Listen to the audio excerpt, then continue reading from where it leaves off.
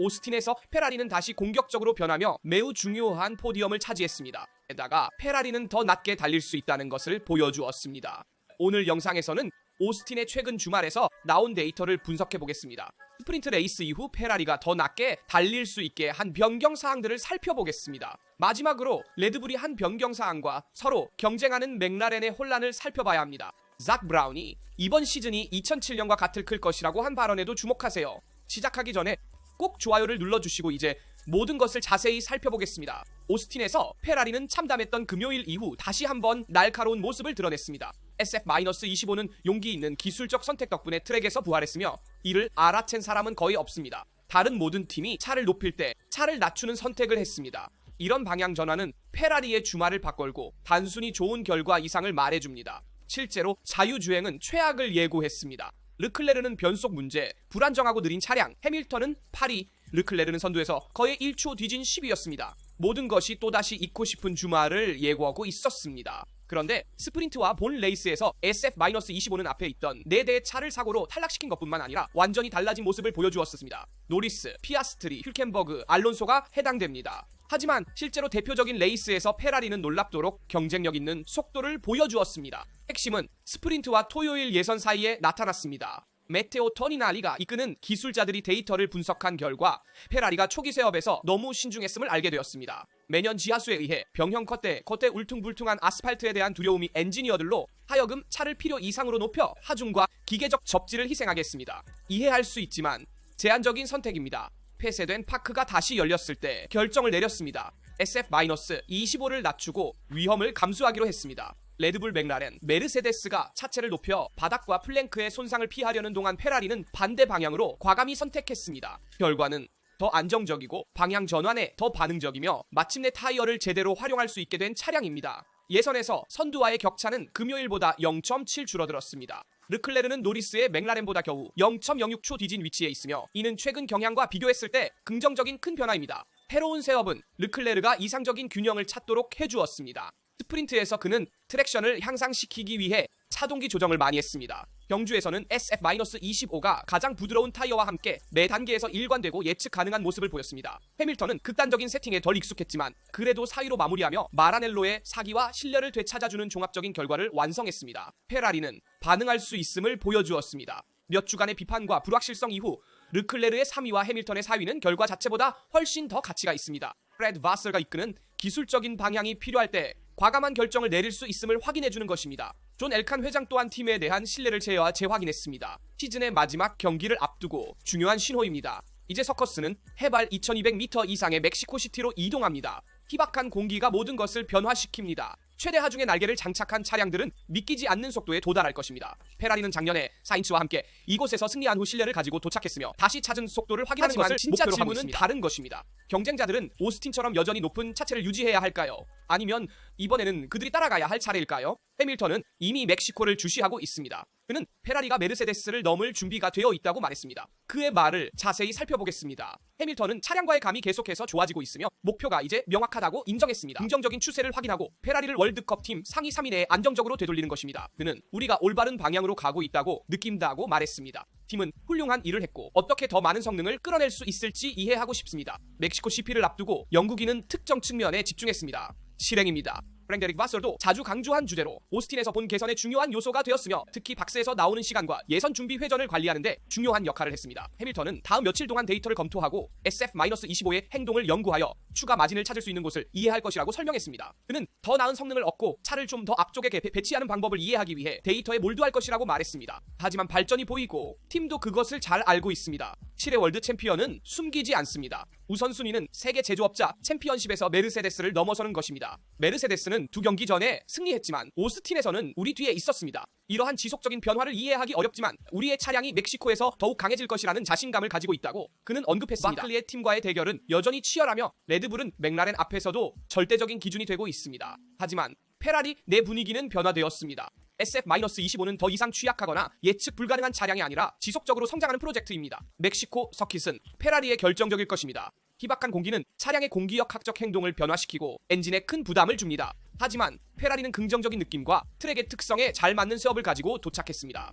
해밀턴과 르클레르 모두 개선의 신호를 보여주었고 몇 달 만에 처음으로 팀은 단합하고 자신감을 가진 모습입니다. 메르세데스를 겨냥하고 연초보다 덜 지배적인 맥라렌을 보유한 멕시코는 시즌의 전환점이 될 수 있습니다. 페라리가 오스틴에서 단자를 낮춘 반면 맥라렌은 보수적인 길을 선택해야 했고 스프린트 레이스 후 분석할 데이터가 없었기 때문에 지면에서 조금 더 높게 유지해야 했습니다. 노리스와 피아스트리가 스프린트 레이스에서 모두 은퇴했기 때문에 나중에 세계 선수권을 해칠 수 있는 잠재적인 실격을 피하기 위해 보수적으로 더 높은 차체를 가진 차량으로 경주하기로 했습니다. 반면 레드불은 더 많은 위험을 감수할 수 있었고 페라리처럼 페르스타펜도 더 낮게 경주했습니다. 오스틴 주말은 뚜렷한 전환점을 기록했습니다. RB21은 균형, 속도 및 지속성을 되찾아 시즌 중반부터 잡을 수 없을 것 같던 맥라렌에 근접했습니다. 하지만 밀턴 키니스트 팀이 정말로 부활할 수 있게 한 것은 무엇입니까? 페르스타펜의 복귀와 회복된 경쟁력 뒤에는 단순한 행운 이상의 것이 있습니다. 맥라렌이 여름 휴가 전에 MCL 39 개발을 중단하기로 결정했을 때 그것은 강력한 위치에서 이루어졌습니다.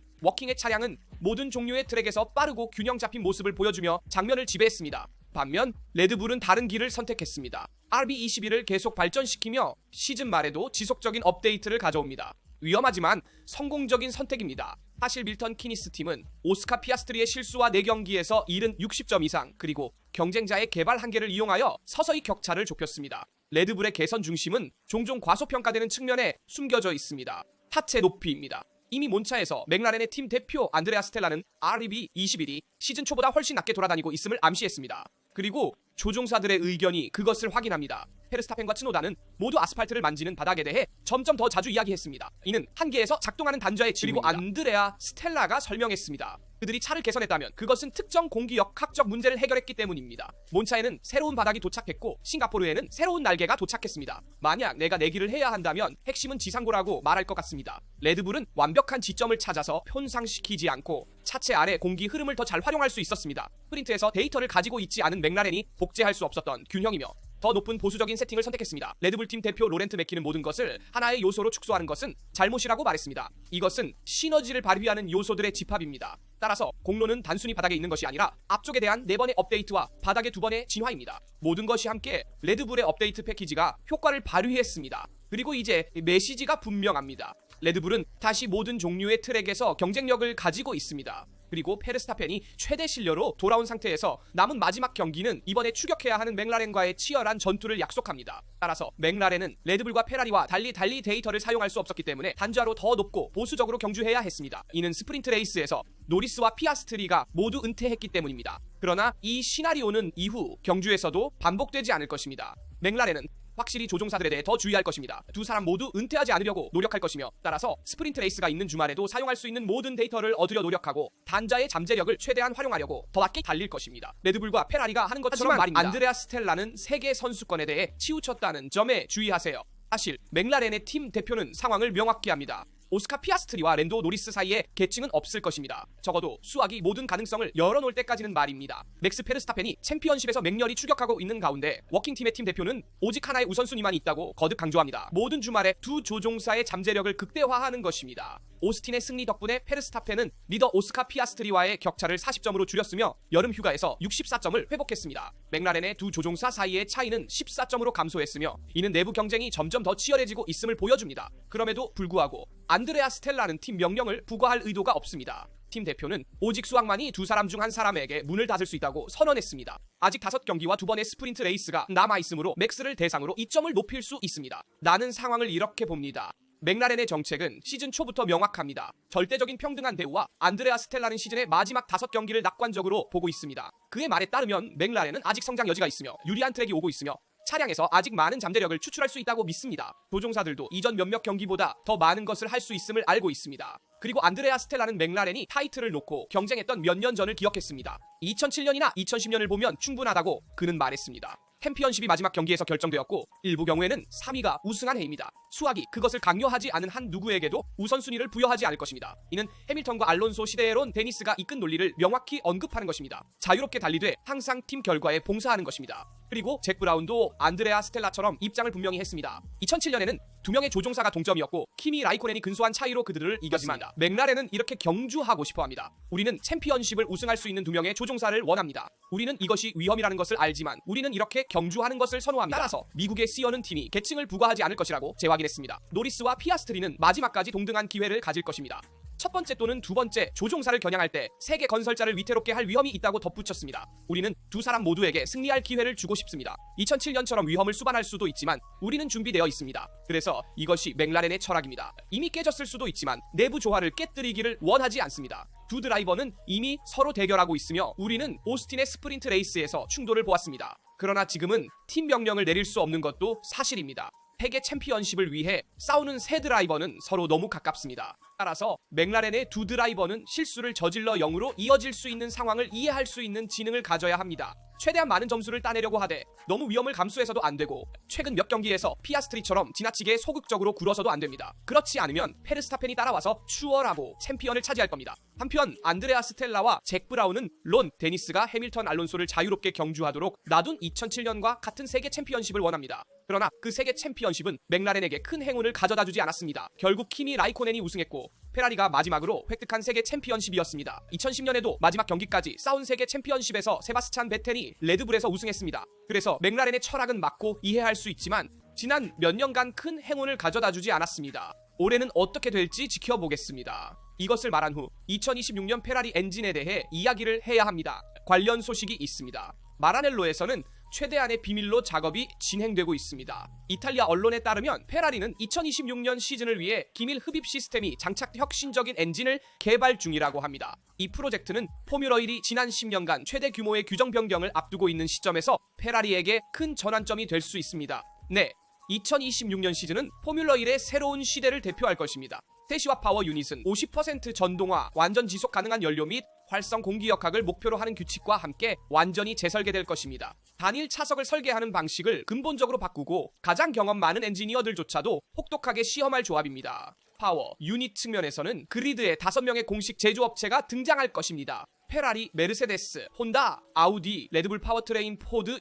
혼다가 스톤 마틴과 함께 공식적으로 복귀하고 아우디 포뮬러 1 프로젝트가 도입되면서 엔지니어들 간의 내부 경쟁이 치열할 것입니다. 최근 조사에 따르면 페라리는 가장 절대적인 기술적 비밀로 보호된 새로운 흡입 시스템이 통합 알루미늄, 합금, 실린더 헤드가 있는 새로운 블록을 개발 중이라고 합니다. 현재 디자인은 이전에 보다 급진적인 해결책을 대체하기 위해 만들어졌으며 전 엔진 부서 연구 개발 책임자였던 볼프 짐머만이 원하는 매우 혁신적인 스틸 실린더 헤드입니다. 그러나 스틸 프로젝트는 신뢰성 문제로 포기되었고 페라리는 더 가볍지만 마찬가지로 정교한 구성을 향하게 되었습니다. 새로운 아키텍처는 연력 효율을 희생하지 않으면서 연소와 하이브리드 부품과의 통합을 최적화하는 것을 목표로 합니다. 우리는 알고 있습니다. 짐머만은 2026 엔진 작업이 완료되면 마라넬로를 떠날 예정입니다. 현대 페라리 엔진 개발의 핵심 인물이었고 소문에 따르면 그는 아우디 포뮬러 1과 협상 중이며 그의 무하 라스 슈미트도 그를 따라갈 것으로 보입니다. 그 자리는 현 파워 유닛 부문 기술 이사인 엘리코 구알티에리가 맡게 되며 바로 연소 엔진과 MGUK 주요 전기 부품 간의 통합이라는 가장 민감한 단계에서 프로젝트를 맡게 됩니다.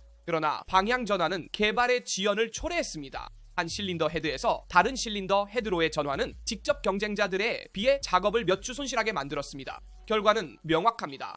페라리는 추격 중입니다. 내부 소식통에 따르면 메르세데스가 현재 2026 엔진 개발에서 가장 앞서 있는 제조업체이며 혼다가 바로 뒤따르고 있습니다. 마라넬로에게는 전환 과정에서 이른 시간이 부담이 될 수 있지만 첫 번째 벤치 테스트는 고무적인 데이터를 보여주었습니다. 2014년 바로 메르세데스가 하이브리드 시대로의 전환 과정에서 모두를 앞서가는 방법을 알았고 8개 연속적인 제조업체 타이틀과 7개의 세계 챔피언십을 지배했다는 것을 기억하는 것이 흥미롭습니다. 페라리는 이번에는 포뮬러 1의 새로운 에너지 혁명에서 뒤처지기를 원하지 않습니다. 목표는 분명합니다. 수년간의 타협 후 페라리를 효율성과 혁신의 정점으로 되돌릴 파워 유닛을 구축하는 것입니다. 현재 SF-95로 어려움을 겪고 있는 해밀턴과 르클레르는 이미 2020년 이전 테스트에서 기술적 도약의 혜택을 받을 수 있습니다. 둘 다에게 새로운 엔진은 단지 약속일 뿐만 아니라 미래 페라리 프로젝트의 기초를 나타냅니다. 그리고 주의하십시오. 2026년에는 기술혁명도 도래하며 더 유연한 날개가 허용될 것입니다. 모두 함께 봅시다. 수년간의 논란, 검토 및 기술 지침 후 오스틴 패독에서 놀라운 가설이 등장했습니다. 2026년부터 유연한 날개가 마침내 합법화될 수 있습니다. 새로운 공기역학 시대의 단일 차석에서 설계하는 방식을 변화시킬 수 있는 진정한 혁신입니다. 유연한 날개는 항상 현대 포뮬러 1의 가장 뜨거운 주제 중 하나입니다. 팀이 이점을 찾을 때마다 피어는 새로운 강성 테스트를 실시하지만 레드불에서 메르세데스까지 페라리와 맥라렌을 거쳐 팀들은 계속해서 한계를 넘어섰습니다. 2025년에는 스페인에서 도입된 가장 엄격한 통제 후 연합이 날개 프로파일을 강화하기 위한 변경 사항을 부과했습니다.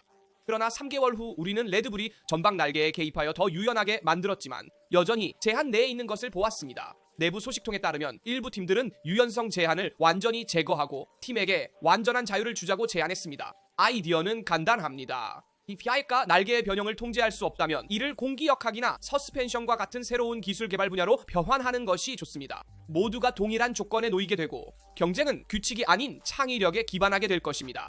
여러 엔지니어들도 말했습니다. 날개는 원하는 만큼 휘어질 수 있지만 절대 과도하게 휘어져서는 안 됩니다. 테스트를 통과하면 팀이 최선이라고 생각하는 방식으로 유연성을 활용할 수 있습니다. 2026년에 유연한 날개가 자유 요소가 된다면 팀 간의 새로운 도전의 시대가 열릴 것입니다. 이는 단순히 공기역학적 활동이나 에너지 회복을 넘어 새로운 성능을 얻기 위한 구조적 유연성적 관리까지 포함할 것입니다. 결론적으로 여러 해의 제안 이후 포뮬러 1은 순수한 창의적 엔지니어링의 실험실로 돌아갈 수 있으며 이는 조용하지만 잠재적으로 엄청난 혁명이 될 수 있습니다. 우리가 영상에서 다룬 모든 주제에 대한 여러분의 의견을 댓글로 알려주세요. 오스틴에서 더 낮게 달리면서 더 빠르게 달리고 더 많은 공기역학적 하중을 발생시킨 페라리, 실제로 스프린트 레이스를 뛰지 않아 오스틴에서 확실히 불이익을 받은 맥라렌, 여러분 생각에 다음 경기에 더 강해질까요? 안드레아 스텔라와 잭 브라운의 발언에 대해 어떻게 생각하세요? 앞으로 월드 챔피언십을 어떻게 보시나요? 무엇보다도 2026년 페라리의 엔진과 유연한 날개에 대해 여러분의 의견을 들려주세요. 항상 그렇듯 좋아요를 누르고 구독하시고 채널의 영상을 놓치지 않도록 알림을 활성화하시기 바랍니다. 여기서 이만 줄이며 다음 영상에서 만나요.